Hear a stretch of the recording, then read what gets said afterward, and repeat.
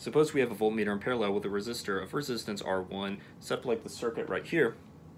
The resistance of the voltmeter is RV, seen right here. So from Ohm's law, we have this equation here, and our battery voltage does not change, but our current or water flow rate changes as a function of the circuit's resistance. Similar to the ammeter, we are trying not to change how our circuit functions, i.e., we don't want to change the amount of current flowing through R1. What must be true about the size of the resistance of RV to achieve this? So, voltmeters are designed to measure volts across a circuit, or the voltage across a circuit. So, in order to do this, we basically need to keep the circuit as is. So before we connect our voltmeter here, our circuit is acting this way. It's going through R1. We have a certain difference between here and here, and then we connect our voltmeter like so, and we want nothing to change, or things to change in the least possible way. So in order for that to happen, we basically need this to be very, very high in resistance, so that a little bit can maybe get through, but it won't change this at all.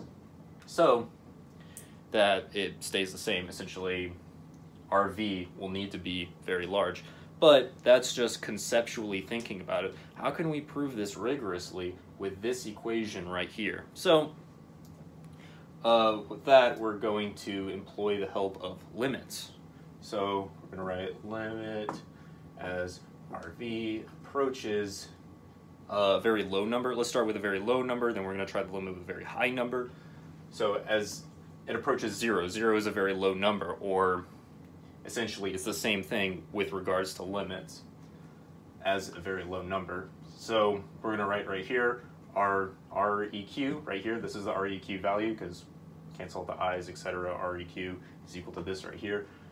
We're going to treat R1 as a constant because this does not change. We're analyzing this right here. So R1 times RV divided by R1 plus RV. Now, we're just going to solve this limit computationally. I know obviously you might look at this and say it's 0, but for those who don't know, what we can do is we can remove the constant right here. RV is equal to RV as RV approaches 0. We have that. It's all going to turn to this. So when we substitute 0 into RV, we're going to have R1 times 0, R1 plus RV. This divided by here, this will all equal to 0, 0. So essentially, that would greatly change the current passing through.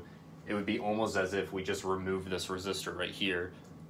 If this was 0 right here, all of this current would bypass this resistor right here, and it would short circuit the circuit.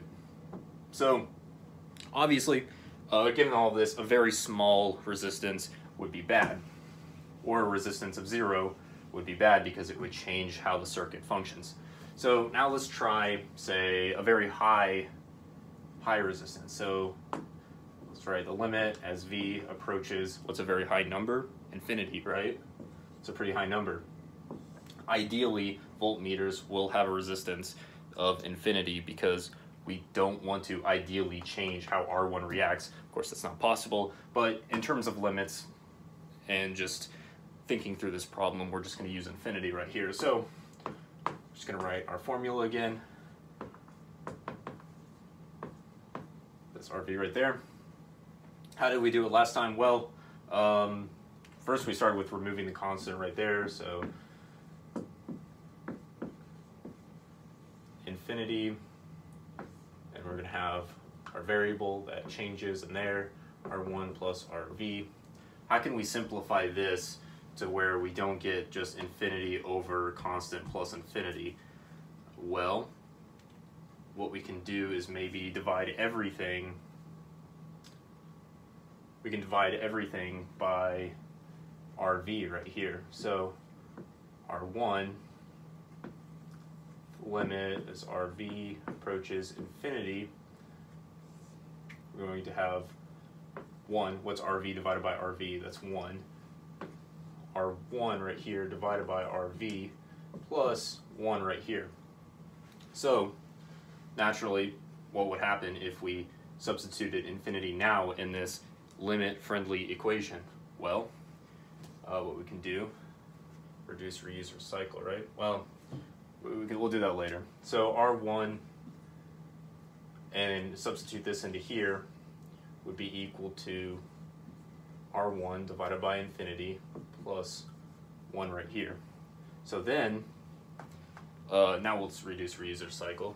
I want to save the planet, don't want to waste ink or anything like that. This would turn to 0. So, now that we have 0, right there, 1 plus 0 is 1, which would essentially mean this whole thing right here is 1, which gives us R1. So that is pretty much how we can prove it with limits, that having a high resistance would change the circuit the least. If you have any questions, please please comment down below. Thanks.